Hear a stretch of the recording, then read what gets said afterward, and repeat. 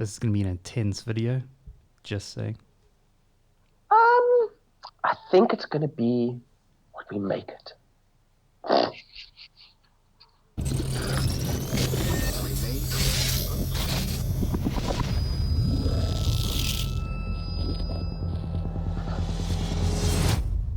I forced it. I'm sorry. I was trying to get deep. I was trying to get and it was forced. Yeah, that's why I just cued the intro. I figured, dude, Yes, we've been there, man. How many times have I done that? Like, I can't even remember. We've cut so many things out that I've tried, like greetings and all this stuff, and it's like you're just like, no more, no, dude. Why? Just tap out, man. I'm glad you saved me. You had my back there. Thank you. Yeah, dude. So we've been kind of like tiptoeing at this video for a while, and we have touched on it in our pre-lockdown videos, but I do think there is a kind of natural evolution to this conversation. I mean, we talked about how we got into collecting, and that video is on one of our previous playlists that you guys can check out if you want. Yes, one of the earliest ones, actually, I think. Yeah. And yeah, but this, I just want to dive more into, it came up like organically, and that's also why I wanted to do a video on it, like kind of our journey through collecting, and then kind of I don't even know how to categorize it. And I don't know if I must just jump straight into it. Well, yeah, you're going, so just keep rolling. Yeah, so dude, so it was very, very early into my collecting, before I met you and stuff. I kind of just would go into a shop near me. I would buy whatever cover looked cool, and I'd buy all these TPs, not read them. And then I very quickly got into, in South Africa, we have this Facebook group, which is a lot of our communities on. It's called Shire, the Geek Bay, or something like that. And then I met all our usual suspects, and I even met you, and I met a couple of people. But I instantly got... I tried to avoid you for weeks because, it's the beard, man. But now look at us, best friends for life. But dude, so to get to the point, like I very quickly got roped into the key collecting, and I instantly became this guy that studied every first appearance, and wanted everything CGC'd and in good condition, and this and that and that and that. And it was so fun, and it was this, this idea of you finding a 2 cents comic for 2 cents. It's actually worth, $20,000, and it was the hype. Let's so just all be the clear movies. here. You don't own a comic that's worth $20,000. Yeah, exactly. So, but if you did, we wouldn't be doing this podcast. So, but the thing is, like, and it was all this like. I don't think I'm being clear, but I hope it's translating. But I still collect keys and I still have slabs. We've talked about that in a previous video. But I woke up one day and I actually left a bunch of the comic book groups in our community, and I just disappeared. And maybe there's a few of our friends that might have picked that up and like, where did Mark go? Like I used to auction comics, and again I turned this thing that I really liked into something that I had to monetize. I had to auction, I had to flip comics, I had to do this, I had to do that. And I woke up one day and nothing was fun anymore. Okay. I collected all these things I didn't care about, all these characters I didn't care about, and it kind of like just became very empty very quickly. And it took me a while, dude, but like, by then you and I were already mates, and just organically the conversations started becoming about reading more. Yeah. And it really saved it for me. Like I know I don't get to read as much as I want, but it changed my collecting, and I sold a bunch of stuff that I even probably took a loss on, to be honest with you. Like, but just getting the money back and buying something, like, I don't care what it's worth, or I don't care if anyone else likes it. I don't care if I'm buying it before the next movie and getting in on the hype, Yeah. And I just see so many people buying straight into that. Like, so for those, we probably haven't mentioned it yet, but I run sort of another passion company with another mate of ours. It's called Elemental Comics, and it's about getting comics into the country that are more rare. You mentioned that a few of the signed books I got for you. And I just see these guys like, I only buy this comic if it's investment.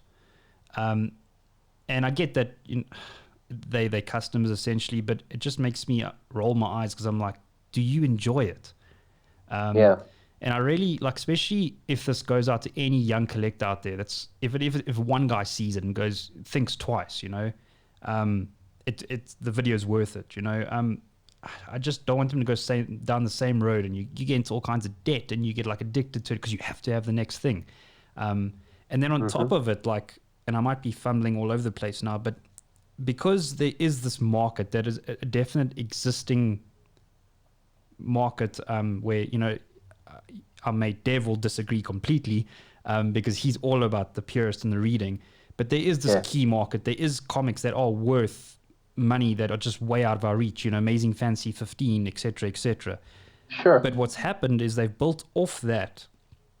They've built this new hype, and a part of me is angry with the publishers, but a part of me doesn't blame them, because we're in this economy, we're in this boat where they're trying to milk out and market anything they can. So they create these new little first appearances, and everyone's like, I gotta have the new first appearance of this. And I bought into that. I was like, I need to have the first appearance of Nightwing's daughter. I'm like, I don't even follow Nightwing. Like, why am I doing this again? And the most recent one is Joker's new sidekick. I can't even remember her name. I did know it. I saw that as Punchline. Punchline. It's exactly it. And everyone's like, is it his new girlfriend? I'm like, I don't know. And you're trying to find the F that you give. and exactly. And I can see where it's come from. There have been comics that have broken, the exceptions to the rules, and everyone's buying the next comic in case it's the exception to the rule. And we're quickly seeing that, there's books out there that they're making shows and they're not going up, or they're going up a little bit, and then they just fall flat down where they were. And people think they're going to, buy this book for like $1, $2, $60 or $100 by us, and, flip it for triple the price. And it just, I don't know, it just doesn't work like that anymore, man. Like, and I also feel bad for the guys that legitimately are fans of the character. So like, say for instance, there's a Nightwing fan, and then he goes out and like, because Mark and all the collectors have like bought all 9 million copies, like he can't even get one. And if he gets one, it's like 10,000 rand. Like. Well, dude, I mean, that's almost like me. I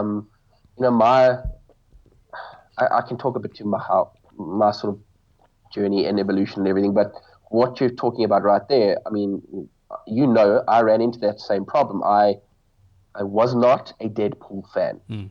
Once upon a time, I worked in a comic book store for a couple of years. It was fantastic. It was great. One day I'll probably do a whole podcast on that and what it was life like in a comic book store. Yeah, definitely. But we had, I can't even remember how many copies of that New Mutants 98 in our bargain box of the store sitting there. And one day I just grabbed, I think I had 1 or 2 copies that I grabbed there because I was like, yeah, whatever, it's $10 for the damn thing. Nothing, sure. I mean, it's around about $1 or less.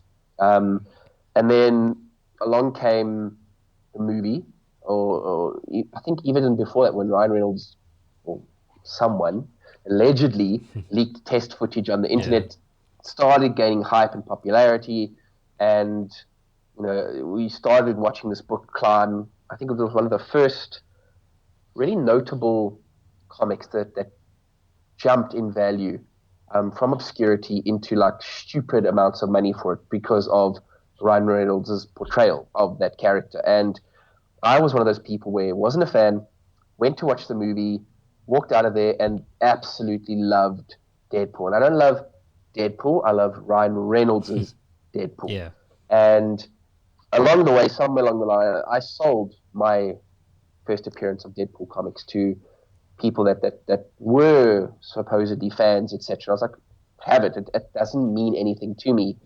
Post watching the movie and the second movie, I went on a hunt to try to find a copy again. And you had to help me find it. That ended up costing me quite a bit of money to get that first appearance issue again. And it was an exact scenario that you just described, where wasn't a fan, suddenly I am a fan of that particular version, incantation, whatever.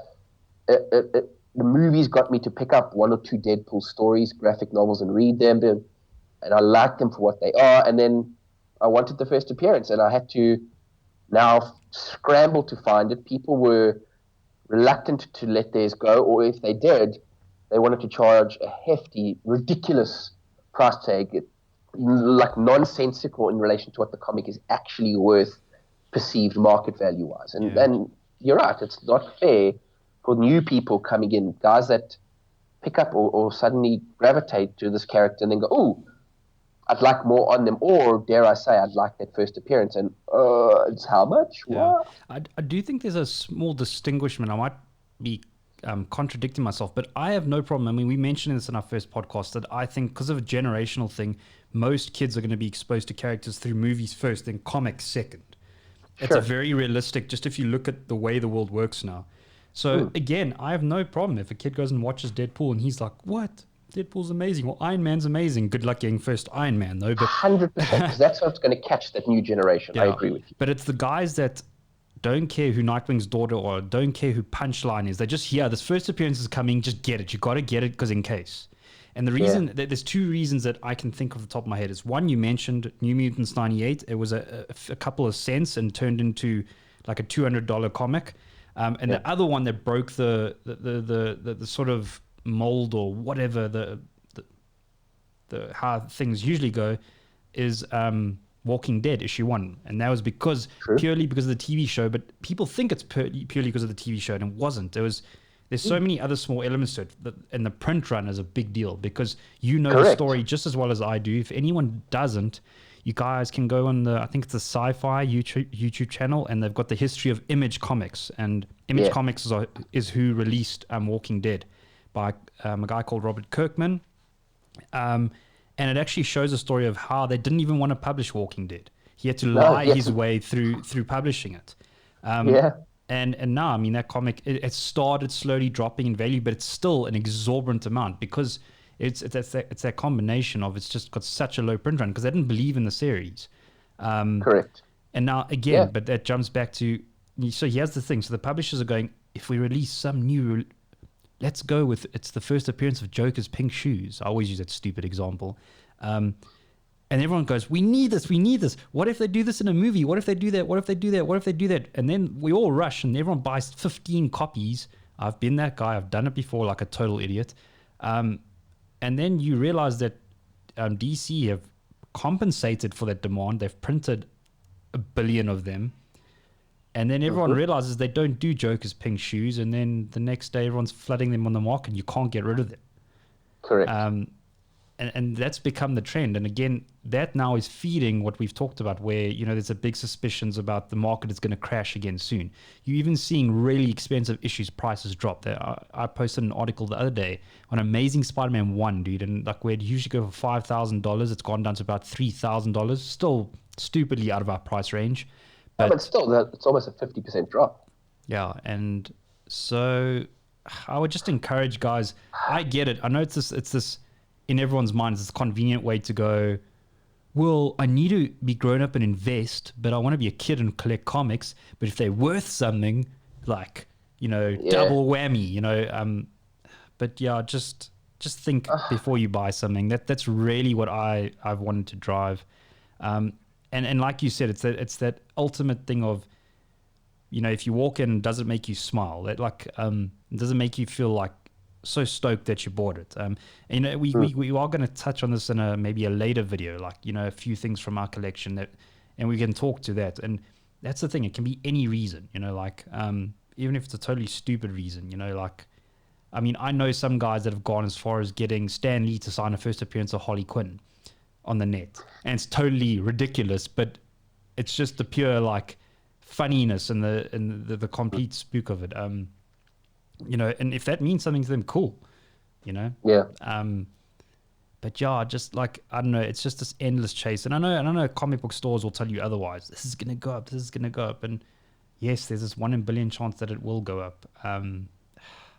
Because you see, that's what's tricky now. I'm going to use an example. There's the flip side that falls in your face, where I was still coming out of that, and I got the first Batman Who Laughs from the Metal series.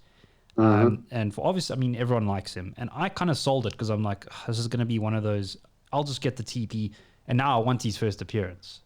but I'm Because not you like the willing. character. Yeah, I'm not willing to pay what people, because I know I had that book and I paid retail for it. Yeah.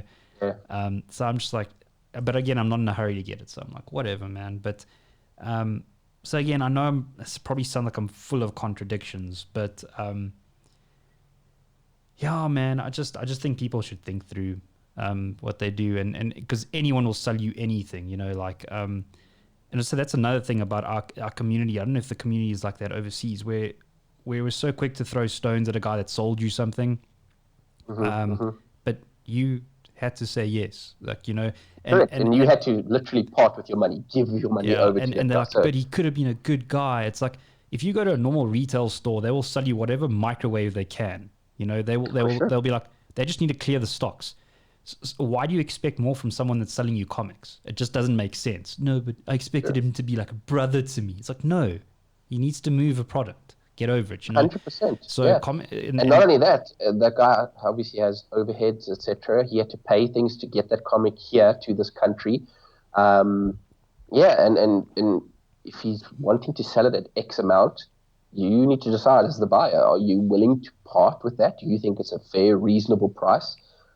It's nothing that also irks me is a lot of the time guys will say, yeah, but I can get this on eBay for whatever. This is what it's going for on eBay. And they don't always factor in the fact that, yeah, good luck getting it on eBay and good luck shipping it to this country. yeah, just for anyone, that this is a South Africa only problem. Well, I suppose anywhere in the world, but the guys in the US don't have this problem. They can just buy straight off eBay or privately through Facebook groups. But it's a mission for us because even though it's a secondhand book, we get nailed shipping and needs to be shipped through Normally a courier good of some company. kind. Yeah, so like DHL, FedEx. Yeah, They hold the product until we pay duties on it. correct. Because it's coming across board and stuff. So often what guys don't realize is us here in South Africa, we often almost have to pay double sometimes for a book that Sure. we after. So yeah. Yeah, man. So certain guys that are bringing the stuff in, or you know what, even if they're not bringing it in, even if some guy comes across, that old famous myth in the industry. They came across an old guy who just had like an attic full of boxes of comics, and they were the lucky ones to get first option on those comics, and they gave him a price. The old guy was happy for it. They've got this massive thing, and they want to dictate what they sell it for. Kudos to them. They're lucky find. They want to sell it at whatever price they. Kudos to them. You can negotiate. You can barter with the guy if he's not open to it. Goes down to that old adage of willing buyer, willing seller. He's willing to sell it at this price. You need to be prepared to buy it at that price or walk away and walk away without any resentment. I mean, just because the guy is selling it, he's not obliged to sell it to you. Just because you want to lowball him, he's not obliged to sell it to you. Yeah, I mean, like we have a mutual mate, and he always tells a story. Maybe I should just not mention his name for if there's any security reasons, but he owns a couple of really expensive comics. Amazing Fantasy 15 being one of them. And he said, like, on the regular, he would get personal messages, and the guy would be like, so you should sell me your Amazing Fantasy 15. And, and he like took it as like a joke. So he'd throw some ridiculous price at them because it wasn't for sale. And they're like, oh, but come on, bro. Like, I can give you 2,000 Rand. He'd be like, why do I want to sell that to you?